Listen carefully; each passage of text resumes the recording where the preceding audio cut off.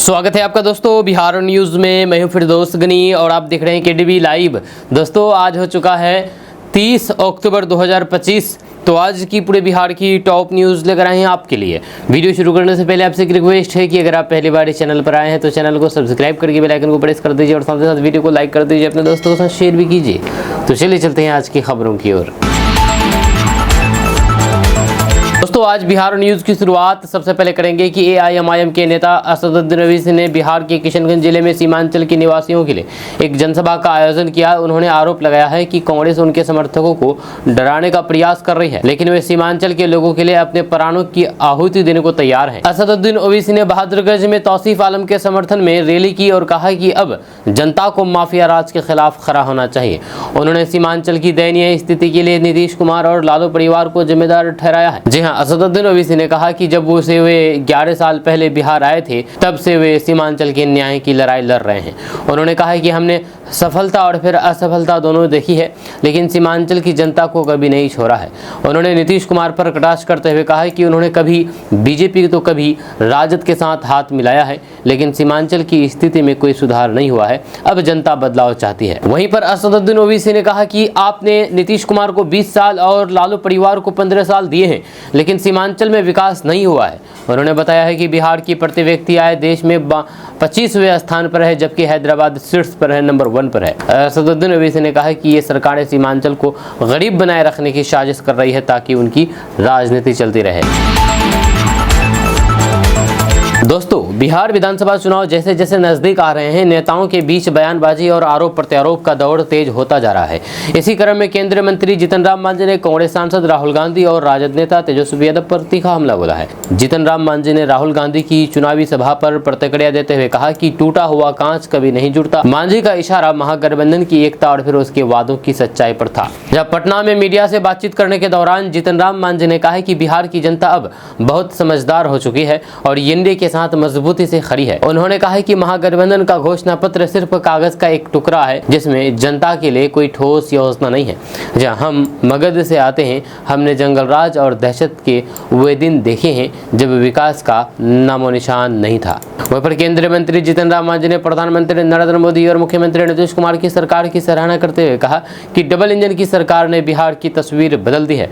जब पहले बिहार में भय था, भ्रष्टाचार और पलायन का माहौल था, आज यहाँ पर सड़कों की शिक्षा और फिर स्वास्थ्य के क्षेत्र में जबरदस्त सुधार हुआ है। लोग विकास महसूस कर रहे हैं।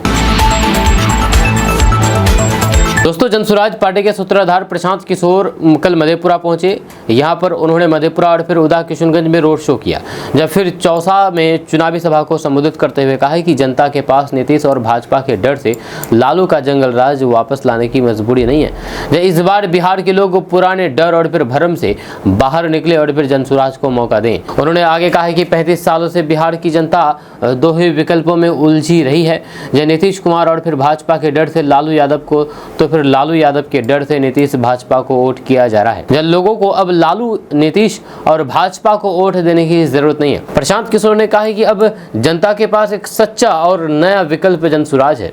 हमारी सरकार बनने पर बिहार से पलायन की समस्या खत्म होगी और फिर बिहार के नौजवानों को रोजगार के लिए दूसरे राज्यों में भटकना नहीं पड़ेगा। वहीं पर प्रशांत किशोर ने कहा है कि अब वक्त है बिहार को नई दिशा देने का। यह जनता ठान ले तो फिर बिहार को बदलने से कोई नहीं रोक सकता है। जनसुराज में भी अच्छा उम्मीदवार नहीं है तो फिर उसे भी हरा दिया जाए और जो आपके इलाके में अच्छा उम्मीदवार है उसे जिता दीजिए। वे चाहे किसी भी दल का हो, या जनसुराज जीते या फिर ना जीते, बिहार को जीतना चाहिए। दोस्तों क्या बिहार का फैसला गुजरात के व्यापारी करेंगे? बिहार की तकदीर का फैसला बिहार का बेटा तेजस्वी यादव करेगा। इस जोरदार हमले के साथ कांग्रेस के अल्पसंख्यक नेता शायर इमरान प्रतापगढ़ी ने कोरा विधानसभा क्षेत्र के फलका प्रखंड के फुटानी हाट के समीप जनसभा में कही है। उन्होंने कहा है कि ये चुनाव सिर्फ एक विधानसभा चुनने का नहीं है, बल्कि 20 साल बिहार को लूट रहे लोगों को सत्ता से बेदखल करके तेजस्वी यादव के नेतृत्व में नई सरकार बनाने का चुनाव है। उन्होंने महागठबंधन और फिर कांग्रेस प्रत्याशी पूनम पासवान को जिताने की अपील की है। उन्होंने कहा है कि उनके जीतने पर एक सांसद इमरान प्रतापगढ़ी फ्री में मिलेगा। विधायक बनकर के पूनम पटना तो को सांसद के रूप में दिल्ली में वे लोगों के लिए आवाज उठाएंगे। उन्होंने कहा है कि आप पूनम को विधानसभा विधायक बना करके पटना की असेंबली में भेजिए, मैं वहां से मंत्री बना करके भेजूंगा। उन्होंने नीतीश कुमार पर तंज कसते हुए कहा है कि अब समय आ गया है कि थके हुए और अवकाश प्राप्त लोगों को राजनीति से रिटायर किया जाए। पूरे बिहार में बदलाव की हवा है। 2/3 बहुमत से महागठबंधन की सरकार बनने जा रही है। दोस्तों, बिहार विधानसभा चुनाव में एनडीए के सीएम फेस को लेकर के गृह मंत्री अमित शाह ने बड़ा ऐलान कर दिया है। दरभंगा के अलीनगर में एनडीए प्रत्याशी के समर्थन में जनसभा को संबोधित करते हुए अमित शाह ने कहा कि सोनिया गांधी अपने बेटे को प्रधानमंत्री और लालू यादव अपने बेटे को मुख्यमंत्री बनाने का सपना देख रहे हैं, लेकिन मैं बता दूं कि पटना और दिल्ली में फिलहाल कोई सीट खाली नहीं है। गृह मंत्री अमित शाह के इस ऐलान से ये साफ हो गया है कि चुनाव के नतीजे आने के बाद अगर एनडीए सरकार बनने की स्थिति में आती है तो फिर बीजेपी नीतीश कुमार के नाम का ही समर्थन करेगी। वहीं पर अमित शाह के इस ऐलान के बाद से एनडीए और फिर खास करके जेडीयू के समर्थकों ने राहत की सांस ली है, क्योंकि महागठबंधन के नेता लगातार ये बात अपनी सभाओं में कह रहे थे कि चुनाव जीतने के बाद बीजेपी नीतीश कुमार को पद से हटा करके अपने नेता को मुख्यमंत्री बनाएगी। इस बात को साबित करने के लिए विपक्ष के नेता केंद्रीय कृषि मंत्री शिवराज सिंह चौहान का उदाहरण देते रहे। अमित शाह ने चुनावी सभा को संबोधित करते हुए कहा कि पिछले विधानसभा चुनाव में दरभंगा की 10 में से 9 सीटें एनडीए के खाते में गई थी और इस बार वे सभी 10 सीटें एनडीए को दिलाएं। इससे बिहार में एनडीए की पूर्ण बहुमत की सरकार बनाई जा सके। दोस्तों, चुनाव अभियान में आए राहुल गांधी ने भाजपा नेताओं पर जमकर के हमला बोला है। यह राहुल गांधी ने कहा कि अमित शाह ने कहा कि बिहार में जमीन की कमी है, फिर अडानी को 1 रुपए में कौन सी जमीन दी जा रही है? जब वे बिहार की जमीन नहीं है क्या? इनको अडानी अंबानी के लिए जमीन मिल जाती है, लेकिन आपके बच्चे के लिए कारखाने लगाने के लिए जमीन नहीं मिलती है। जब राहुल गांधी ने इस रैली में आरजेडी नेता तेजस्वी यादव के साथ मंच शेयर कर रहे थे, जो कि महागठबंधन के मुख्यमंत्री पद के उम्मीदवार हैं। राहुल गांधी ने पीएम मोदी और फिर मुख्यमंत्री नीतीश कुमार दोनों को निशाने पर लिया और कहा कि बीजेपी जेडीयू गठबंधन ने बिहार के गरीबों और फिर पिछड़ों को ठगा है। राहुल गांधी ने कहा कि ये यमुना के नाम पर ड्रामा करते हैं। राहुल गांधी ने कहा कि छठ में लोग यमुना में नहा रहे थे, मोदी स्विमिंग पूल में नहा रहे थे। छठ पूजा का जिक्र करते हुए राहुल गांधी ने कहा कि दिल्ली में लोग गंदी यमुना में डुबकी लगा रहे थे और नरेंद्र मोदी अपने लिए बने खास तालाब में नहा रहे थे। उनका छठ पूजा या फिर बिहार से कोई लेना देना नहीं है, बस वोट से मतलब है। वहीं पर नीतीश कुमार पर हमला करते हुए राहुल गांधी ने कहा कि नीतीश जी का चेहरा बस इस्तेमाल किया जा रहा है, रिमोट कंट्रोल बीजेपी के हाथ में है, जब उन्हें सामाजिक न्याय की कोई भी परवाह नहीं है। दोस्तों, बिहार में एनडीए गठबंधन की पहली रणनीति अति पिछड़ों को जोड़ने की है। एनडीए का मानना है कि अति पिछड़ा बहुल इलाके में वोटिंग के दिन चुनाव अगरा बनाम पिछड़ा हो जाता है। इसका खामियाजा भी एनडीए को बीते विधानसभा और फिर लोकसभा चुनाव में भुगतना पड़ा। इस कारण एनडीए गठबंधन के हर नेता नीतीश कुमार ही मुख्यमंत्री होंगे, इसे हर मंच पर लगातार दोहरा रहे हैं, कह रहे हैं। एनडीए नेता का मानना है कि कहीं से भी किसी तरीके का मुख्यमंत्री को लेकर के भ्रम फिर से इस इलाके में एनडीए को कमजोर कर सकता है। वहीं पर मुख्यमंत्री के मंच पर ही रालोमो के नेता उपेंद्र कुशवाहा ने नीतीश कुमार के सामने ही सीएम का मामला उठाया। उन्होंने कहा कि नीतीश कुमार मुख्यमंत्री थे, है और आगे भी मुख्यमंत्री वही रहेंगे। साफ साफ कहा कि इसे लेकर के किसी के मन में कोई भी कंफ्यूजन नहीं रहना चाहिए। दोस्तों, बिहार चुनाव से पहले आरजेडी ने बड़ी कार्रवाई की है। 10 बागी नेताओं को 6 साल के लिए पार्टी से निकाल दिया है। जब बिहार विधानसभा चुनाव 2025 को लेकर के सियासी सरगर्मी तेज है। जैसे जैसे मतदान की तारीख नजदीक आ रही है, वैसे वैसे सियासी पारा चढ़ता जा रहा है। बागी नेताओं पर भी एक्शन शुरू हो गया है। बीजेपी और जेडीयू के बाद अब लालू प्रसाद यादव की राजद में भी बड़ा एक्शन देखने को मिला है। 27 अक्टूबर को 27 बागी नेताओं को पार्टी से आरजेडी ने बाहर निकाला था और कल 29 अक्टूबर को 10 बागी नेताओं को बाहर का रास्ता राजद ने दिखाया है। अभी तक कुल 37 नेताओं को आरजेडी ने निष्कासित कर दिया है। दोस्तों, पूर्णिया सांसद पप्पू यादव ने कहा कि बिना नीतीश कुमार के बीजेपी बिहार में कहीं नहीं है। एक न्यूज चैनल के कार्यक्रम में पप्पू यादव ने कहा कि बीजेपी बताएं कि बिहार में उनका कोई चेहरा है क्या? बीजेपी की तरफ से कभी सुशील कुमार मोदी और रविशंकर जी थे। वहीं पर महागठबंधन के घोषणा पत्र केवल तेजस्वी यादव का चेहरा होने पर पप्पू यादव ने कहा कि इसके पीछे अति पिछड़ा अल्पसंख्यक का भी फेस है। वहीं पर पीएम मोदी के मंच पर जाने पर के सवाल पर पप्पू यादव ने कहा कि मिथिला में अतिथि का स्वागत करना हमारा संस्कार है। पप्पू यादव ने कहा कि वे सबको प्यार करते हैं। उन्होंने ये भी बताया है कि पूर्णिया के मंच पर प्रधानमंत्री नरेंद्र मोदी उनके कान में क्या कहा था। उन्होंने कहा कि पप्पू यादव जी, आपको कुछ चाहिए? अब तक आपका मन नहीं भरा है? इसके बाद पप्पू यादव ने यह भी कहा है कि उनका और फिर पीएम मोदी के बीच कुछ गुप्त बातें हुई, तो फिर क्या वो सबको बता दें।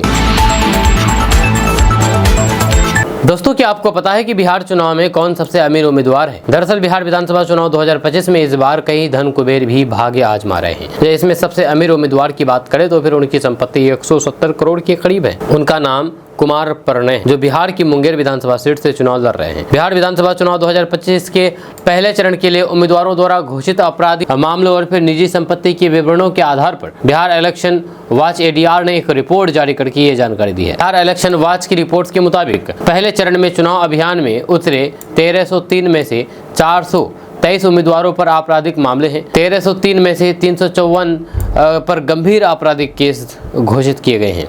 वहीं पर 33 उम्मीदवारों पर हत्या से संबंधित मामले घोषित किए गए हैं। वहीं पर बिहार इलेक्शन वॉच ADR की रिपोर्ट में 121 सीटों पर चुनाव लड़ने वाले 1314 में से 1303 के शपथ पत्रों का अध्ययन किया गया है। पहले चरण में 121 निर्वाचन क्षेत्रों में से 91 संवेदनशील है। वहीं पर सभी बड़े राजनीतिक दलों ने बड़ी संख्या में करोड़पति उम्मीदवार चुनावी मैदान में उतारे हैं। बिहार इलेक्शन वॉच ADR ने रिपोर्ट में कहा कि 1303 में से 519 करोड़पति उम्मीदवार हैं। जब पहले चरण में चुनाव मैदान में उतरे उम्मीदवारों के पास औसतन 3 करोड़ 26 लाख रुपए की संपत्ति है। वहीं पर कुमार प्रणय की कुल संपत्ति मुंगेर चुनाव क्षेत्र से बीजेपी के प्रत्याशी कुमार प्रणय 170 करोड़ रुपए की कुल संपत्ति के साथ सबसे अमीर उम्मीदवार हैं। वहीं पर महाराजगंज चुनाव क्षेत्र में स्वतंत्र उम्मीदवार राजकिशोर गुप्ता 137 करोड़ की कुल संपत्ति के साथ दूसरे सबसे बड़े अमीर प्रत्याशी हैं। मोकामा विधानसभा सीट पर JDU प्रत्याशी अनंत कुमार सिंह पर 100 करोड़ से कुछ ज्यादा की कुल संपत्ति के साथ तीसरे सबसे अमीर उम्मीदवार हैं। वहीं पर सबसे कम संपत्ति वाले उम्मीदवारों के बारे में अगर बात किया जाए तो दरभंगा सीट पर SUCIC के उम्मीदवार मुजाहिद आलम सबसे गरीब उम्मीदवार है, जहां उन्होंने सिर्फ 1000 रुपए की संपत्ति घोषित की है, मात्र 1000 रुपए की। वहीं पर बाढ़ सीट पर पीपल पार्टी ऑफ इंडिया के उम्मीदवार शत्रुघ्न वर्मा ने भी सिर्फ 1000 रुपए की संपत्ति जाहिर की है। वहीं पर मुजफ्फरपुर की मीनापुर विधानसभा सीट पर SUCI के उम्मीदवार शिव कुमार यादव ने सिर्फ 2000 रुपए की संपत्ति घोषित की है। वहीं पर बिहार इलेक्शन वॉच के मुताबिक पहले चरण में 1303 उम्मीदवारों में से 121 महिला उम्मीदवार हैं, यानी कि सिर्फ 9.28%। जब बड़े दलों की बात करें तो RJD ने सबसे ज्यादा 23 टिकट महिलाओं को दिए हैं। बीजेपी और JDU ने 13 महिला प्रत्याशी उतार दिए हैं। वहीं पर लोजपा चिराग पासवान और कांग्रेस ने 5 महिलाओं को टिकट दिया है। दोस्तों, बिहार के वैशाली जिला की दयालपुर पंचायत में बीजेपी विधायक अवधेश सिंह को वोट मांगने के दौरान ग्रामीणों के कड़े विरोध का सामना करना पड़ा। स्थानीय लोगों ने उन्हें घेर लिया और फिर उनके खिलाफ प्रदर्शन किया। ग्रामीणों ने विधायक पर आरोप लगाया है कि वे 10 साल में पहली बार वोट मांगने आए हैं। उन्होंने ये भी कहा है कि पहले जब वे विधायक से मिलने गए थे तो फिर उनके बॉडीगार्ड उन्हें भगा दिया था। जहाँ लोगों ने सवाल उठाया है कि जिस विधायक से मिलने के लिए अपॉइंटमेंट लेना पड़े वे किस काम का। वहीं पर स्थानीय लोगों ने विधायक से पिछले 10 वर्षों के कार्यकाल का हिसाब मांगा है। उन्होंने अपने विकास कार्य खास करके सड़कों के निर्माण में कमी पर गहरी नाराजगी जताई है। ग्रामीणों ने आरोप लगाया है कि विधायक ने बिना सड़क बनाए ही उसका उद्घाटन कर दिया। उनका कहना था कि पिछले 30 सालों में क्षेत्र में कोई नई सड़क नहीं बन पाई है। वहाँ पर ग्रामीणों ने यह भी सवाल उठाया है कि 10 साल पहले विधायक ने मंदिर के लिए फंड न होने की बात कही थी, तो फिर अब फंड कैसे उपलब्ध हो गया। उन्होंने बिना सड़क निर्माण कार्य के ही धन स्वीकृति करने का आरोप लगाया है। दोस्तों, राहुल गांधी ने एक चुनावी सभा में पीएम मोदी पर जम करके हमला बोला है। राहुल गांधी ने मंच से कहा कि उन्हें केवल आपका वोट चाहिए। अगर आप उन्हें कहेंगे कि आप ऐसा ड्रामा करो वोट के लिए तो फिर वो कर देंगे। इसके बाद राहुल गांधी ने कहा कि जो भी करवाना है करवा लो, अगर आप कहेंगे कि आपको हम वोट देंगे, आप आकर के नाचो तो फिर वो नाच भी देंगे। उन्होंने कहा कि जो भी करवाना है करवा लो चुनाव से पहले, क्योंकि चुनाव के बाद पीएम मोदी नहीं दिखाई देंगे।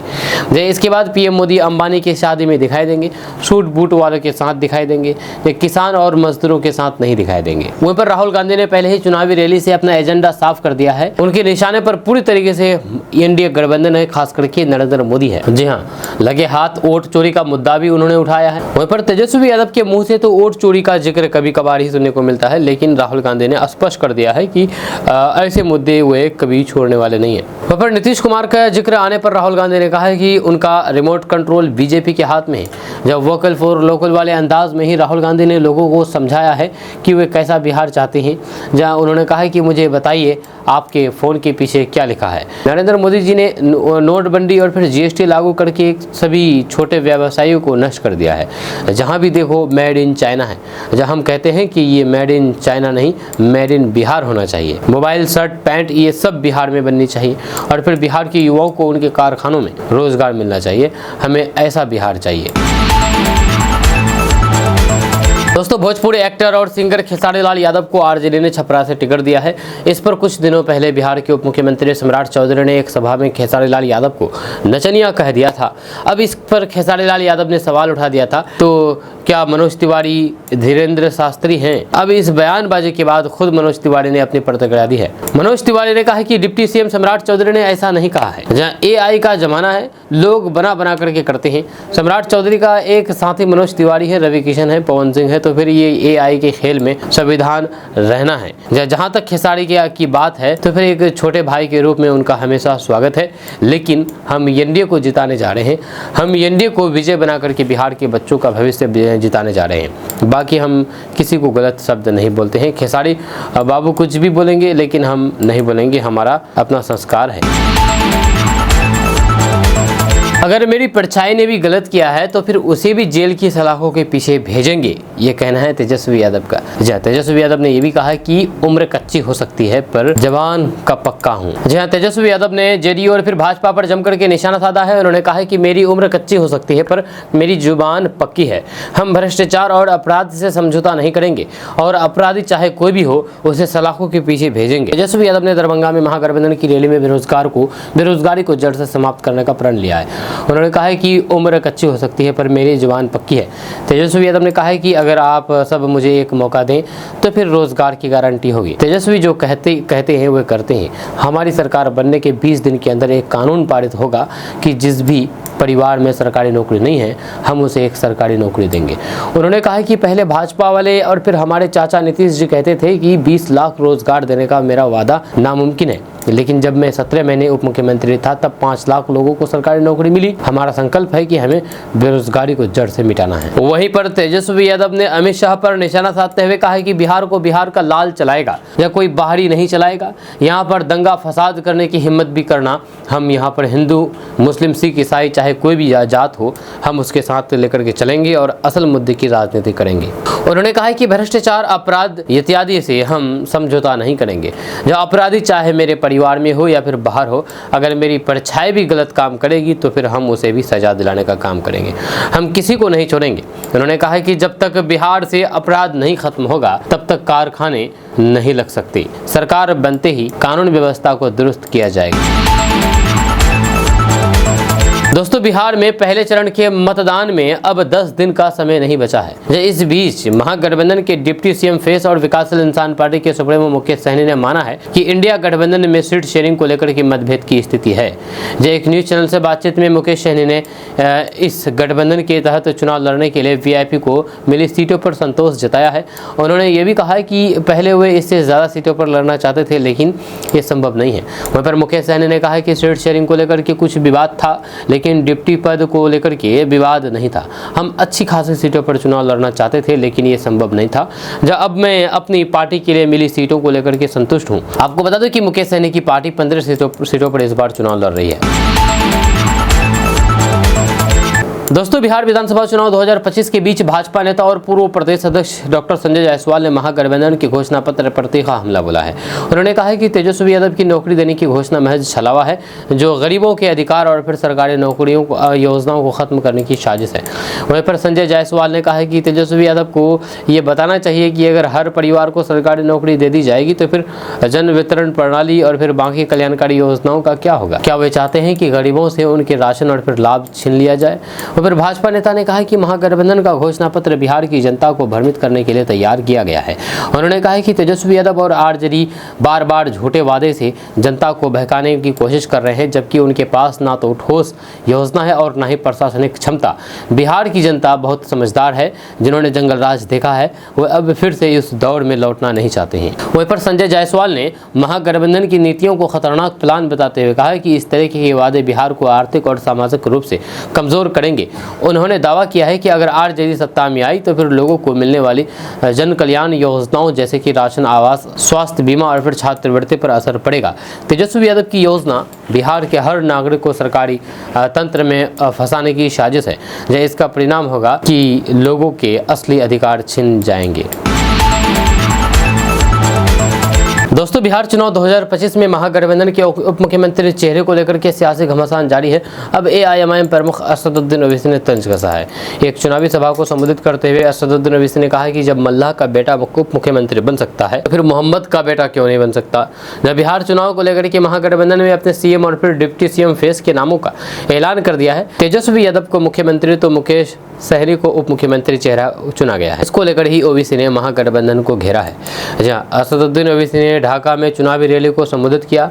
वह यहाँ पर एआईएमआईएम के हिंदू प्रत्याशी राणा रंजीत के समर्थन में प्रचार करने पहुंचे थे। जहाँ सभा में असदुद्दीन ओवैसी ने कहा कि बिहार में मल्लाह समाज की आबादी 3% है। जब वह कहते हैं कि वे उप मुख्यमंत्री बनेंगे, मल्लाह का बेटा उप मुख्यमंत्री बन सकता है तो फिर 17% वाले आजम का बेटा उप मुख्यमंत्री नहीं बन सकता है। मोहम्मद का बेटा उप मुख्यमंत्री नहीं बन सकता है क्या। वहीं पर तेजस्वी यादव पर निशाना साधते हुए उन्होंने कहा कि 14% वाले यादवों को आपने 36% टिकट दिया है, जो 17% है उसको लॉलीपॉप दिया और कहा कि बेटा चूसते रहो।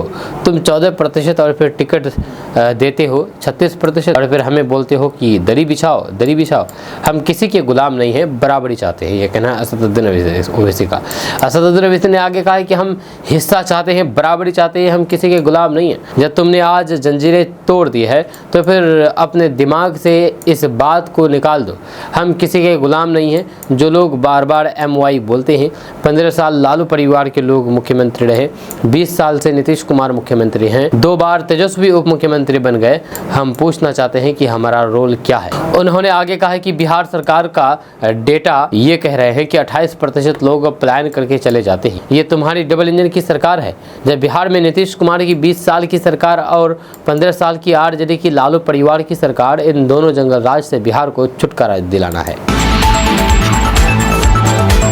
दोस्तों, बिहार विधानसभा चुनाव के लिए प्रचार जोरों पर है। सभी राजनीतिक दलों के नेता जगह जगह रैलियां कर रहे हैं।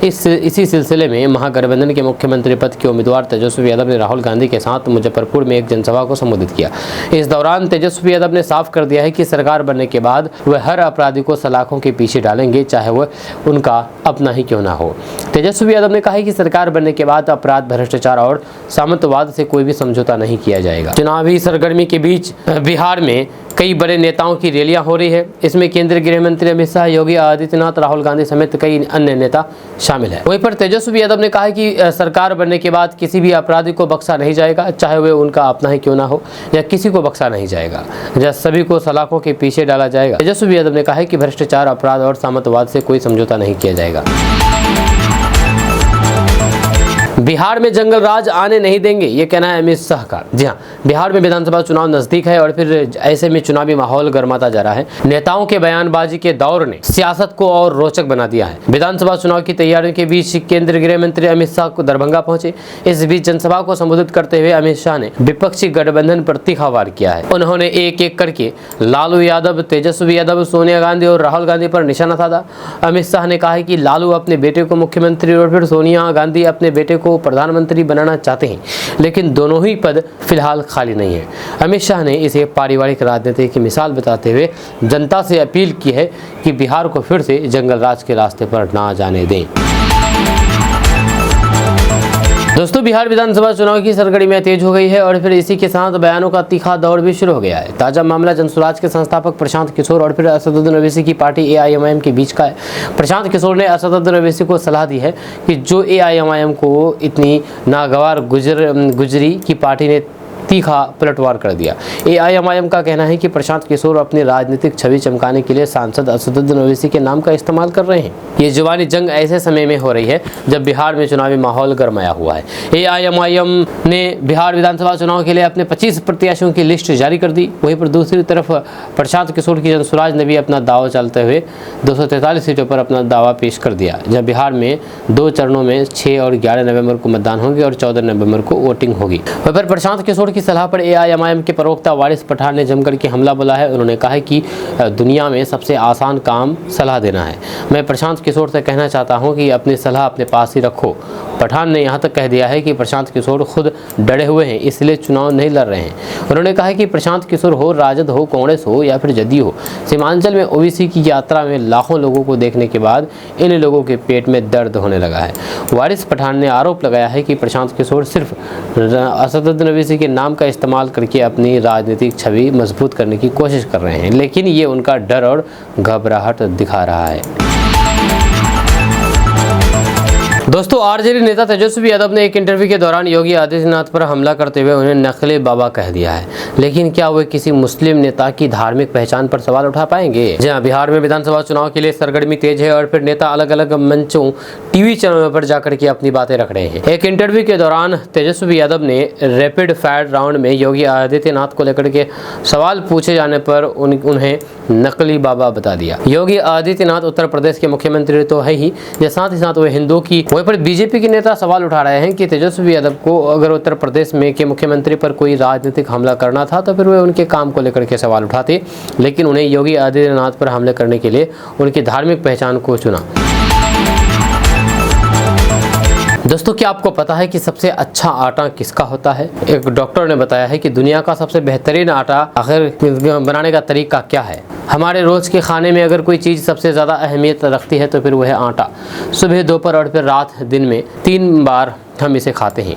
लेकिन हैरानी की बात यह है कि जितना ये ज़रूरी है उतना ही इग्नोर भी किया जाता है। जहाँ हम फल, सब्जियों और फिर हेल्दी डाइट की बातें करते हैं, लेकिन शायद ही कोई आटे पर ध्यान देता है। डॉक्टर सलीम के अनुसार अगर आप अपने रोज़मर्रा के आटे में कुछ खास चीज़ें मिला दें तो फिर ये आपके लिए एक सुपर फूड बन सकता है। जहाँ इससे न केवल आपकी इम्यूनिटी मजबूत होगी बल्कि डायबिटीज़, मोटापा, arthritis, urinary infection, heart disease जैसे कई बीमारियों से भी आप बच सकते हैं। जब वहीं पर भारत में ज़्यादातर लोग केवल गेहूं का ही आटा इस्तेमाल करते हैं, लेकिन सिर्फ एक ही तरीके के अनाज का सेवन करने से शरीर को दूसरे ग्रेन्स में मिलने वाले न्यूट्रिएंट्स नहीं मिल पाते हैं। वहीं पर भारत में जो गेहूं अधिकतर उपलब्ध है वह हाइब्रिड फॉर्म में होता है, यानी कि इसके बीजों को क्रॉस ब्रीड किया गया है। इस प्रोसेस में कई बार गामा रेज, एक्सरे और फिर केमिकल का इस्तेमाल होता है, जिससे अनाज का जेनेटिक ढांचा बदल जाता है।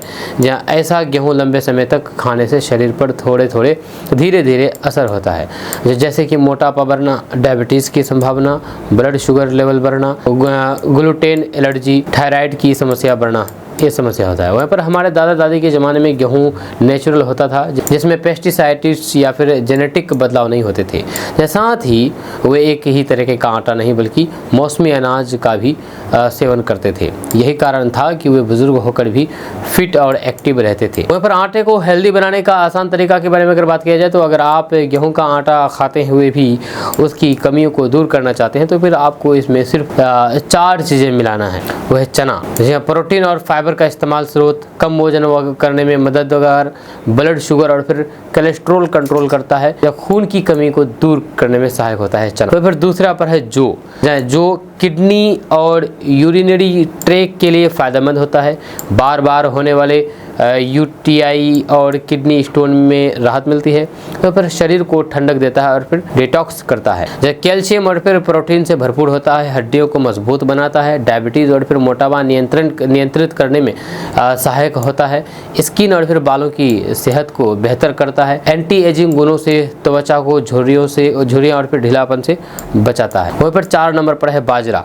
वहीं पर बाजरा आयरन से भरपूर होता है, विशेष रूप से महिलाओं के लिए फ़ायदेमंद होता है, खून की कमी को दूर करता है, शरीर से टॉक्सिन्स निकाल करके डिटॉक्सिफिकेशन करता है, पाचन और फिर एनर्जी लेवल को बेहतर बनाता है। और फिर आटा बनाने की सही रेशियो के बारे में अगर बात की जाए तो गेहूँ 10 किलोग्राम 10 हिस्से, चना 2.5 हिस्से, जो 2 हिस्से, रागी 1 हिस्से। वहीं पर आटा बनाने का सही तरीका के बारे में अगर बात की जाए तो इसका रेशियो है गेहूँ 10 हिस्से, चना 2.5 हिस्से, जो 2 हिस्से, रागी 1 हिस्सा, बाजरा 1 हिस्सा। ये चीज़ से आप इसका आटा बना सकते हैं।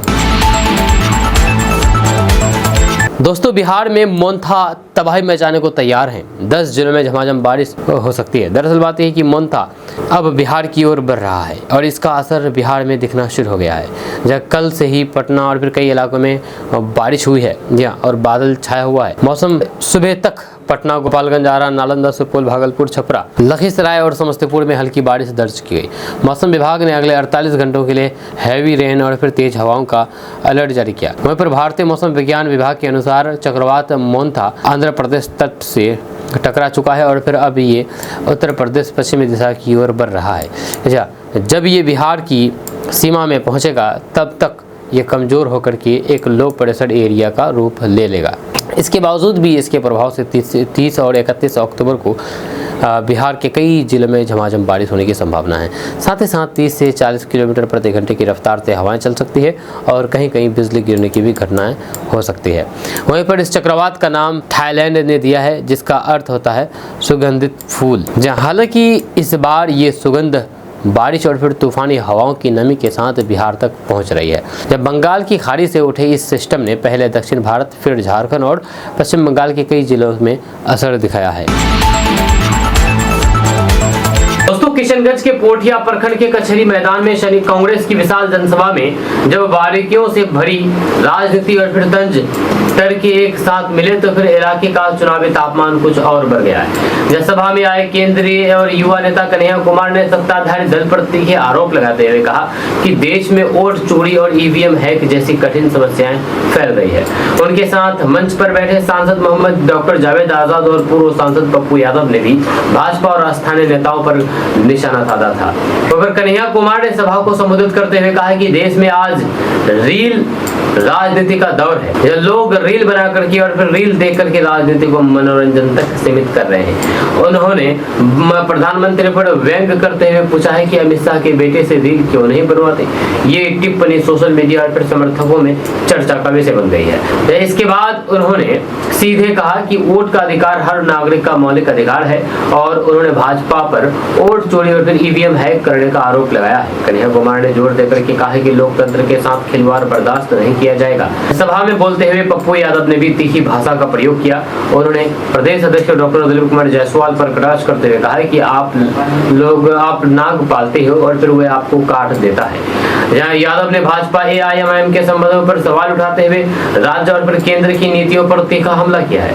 उन्होंने गिरिराज सिंह समेत कुछ केंद्रीय नेताओं पर भी आपत्तिजनक टिप्पणी करते हुए उन्हें दोगला और भिखंडी कहा, जिस पर समर्थकों में उबाल दिखा। वहीं पर कांग्रेस प्रत्याशी कमरुल हुदा और फिर स्थानीय नेताओं ने भी सभा में विकास और रोजगार के मुद्दे उठाए। उन्होंने कहा कि सीमांचल में बेरोजगारी, बुनियादी सुविधाओं की कमी और विकास के अभाव जैसे प्रश्न धरातल पर है और फिर ये चुनाव इस समस्या का जवाब मांग रहा है। सांसद डॉक्टर जावेद आजाद ने क्षेत्रीय मुद्दे और फिर शिक्षा, स्वास्थ्य के सुधार की आवश्यकता दोहराई है।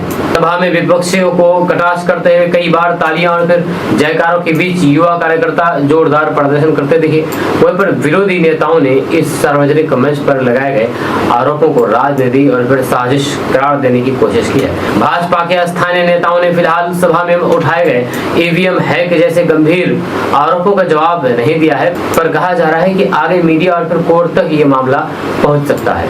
वहीं पर विश्लेषकों का मानना है कि विधानसभा चुनाव के ठीक पहले इस तरीके की सार्वजनिक बहसें और आरोप प्रत्यारोप सीमांचल के मानचित्र को और असमंजस में डाल सकती है। यहाँ पर एक और नेताओं के तीखे शब्द चुनावी माहौल गरमाते हैं, वहीं पर दूसरी ओर आम जनता और फिर मतदाता इन बयानों से उठने वाले सवालों के जवाब ढूंढ रहे हैं। वहीं पर प्रशासन और फिर चुनाव आयोग की भूमिका इस बीच निगरानी और फिर जवाबदेही सुनिश्चित करने की होगी ताकि लोकतांत्रिक प्रक्रिया प्रभावित न हो।